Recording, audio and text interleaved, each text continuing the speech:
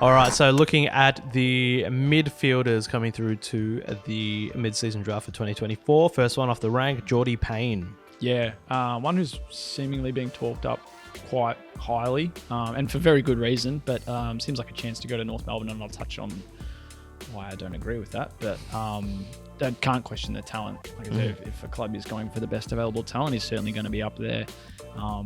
As a overager, you don't see it too often, but named in the Allies squad after being overlooked last year. So usually, obviously, the national champs will prioritise this year's draft crop and some of the best bottom agers. So the fact that he's getting another shot with the Allies is a great chance. But there's a very good possibility that he only plays one game for them for the Carnival, which is on Sunday against South Australia, and then doesn't play again because it seems like he will get picked up, or is a good chance to get picked up. So very versatile, medium size, so he's not filling a key position role, but I think it's about mid 180s, play across all three lines. More so now a midfielder option though.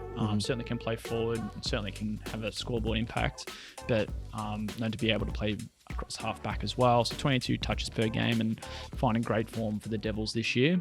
Would be a very high option, but is he one that North Melbourne should be looking at? And I don't think so. There's been a few people who have suggested that he's a great chance to go to Arden Street, but he's not what they need. I understand, yes, drafting the best available talent is one thing, but bring in the same type of talent with your earliest picks, not only mid-season drafts, but we're talking even last year's national draft and national drafts before then as well for North Melbourne. I think they should be looking at key position options, and there's certainly a few formidable ones out there. So I'd go against Payne if I was North. Not to say that they could miss. That's not saying that they'll not be missing out on a pretty good option though. So certainly something they'll have to be weighing up if they do see him as the best available player. But if they do pass on him, then Richmond, West Coast, St Kilda, Brisbane, right there for the taking for him as a Tassie option, and one obviously they'll have to keep in mind given Tassie come into the league in the next few years, and just about anyone from the Island State will be right in their sights. So. He's going to be an interesting one. Obviously, like I said, one of the sounds like the higher rated prospects, but if he is the best in this available crop, do North go for him, or do they maybe lean towards a list need, which is really at either end of the field with a key position player. So he's going to be the really interesting one, I think. And just where he lands if it's not pick one. Yeah. So they're in an interesting position, and we'll go more into that in our video next week about in the club by club video. So next one is Kobe Ryan. Was probably a pretty stiff to miss out in 2022 at the national draft. Probably fell away a little bit and entered the season very highly that year in his draft campaign, and probably just didn't have the year that he might have hoped for. But my God, he's responded really well, not only last year, but this year in particular. So, stayed with West Adelaide. I think he was a breakthrough player of the year last year, and this season has been one of West Adelaide's best in an improved blood side as well. They've I think won the last 5 wooden spoons in the SAMFL, and this year they're certainly on the up, and he's certainly a big reason why. Goal kicking midfielder. Good ball winner inside, and then just can have that breakaway pace. Kicked a really good goal. I want to say it would have been last weekend, or the weekend before last, I should say. And he's putting together a really strong first half of the year, and he's only 20.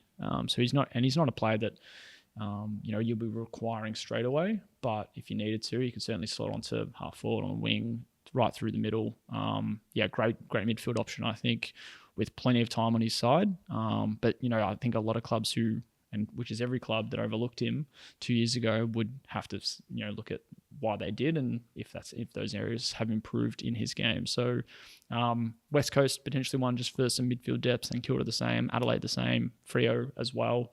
I really rate him. I think he'd be a good one to get picked. Yep, beautiful.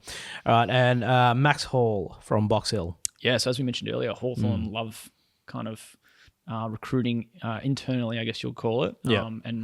Max Hall's been really, really good for Box Hill. Just 22. Working in a midfield group that will often have a Henry Huswaite or a Josh Ward rolling through, but Hall's right around there as well, as is Cal Brown. Another one of the best midfielders in the VFL, but Brown obviously spends some time outside of the midfield as well, and that affords Hall to kind of step up a little bit. So 23.6 disposals, 4.3 tackles, 3.4 clearances for the Hawks this year. 22, maybe not Hawthorn's first selection, but certainly they might only have one though. Trying to think they only have one. They do, so it'll be interesting. They probably they can't open up another one unless they have a long-term injury, but that's gonna that could be a interesting one for them if they pass on him and someone else jumps on him, as we kind of mentioned earlier. There's always a few that make those moves, but if they rate him really highly and there's a couple others on the board, then they'll have a decision to make. But worst case, doesn't get picked, stays in their system, and there's always the rookie draft at the end of the year as well. Yep. Young midfielder that I think some Hawks fans might know if they've paid a fair bit of attention to the VFL. Yep. And last one for the mids, another young one, so Liam Kershaw. Yeah, so another only 18, just means out in the draft, more of a wing option, and from the Geelong Falcons. So I think he's 2 of the 3 or 4 that we've mentioned from the Geelong Falcons, or will mention. Going at almost 17 touches in the Talent League this year. Another one that featured in the Young Guns against Vic Metro and Vic Country's trial sides. Seems pretty highly rated. Brisbane, Freo, Port probably could each do with some outside running options, a half-back or up on the wing. And for those looking for a bit of polish on the outside, he's probably a good option to look at.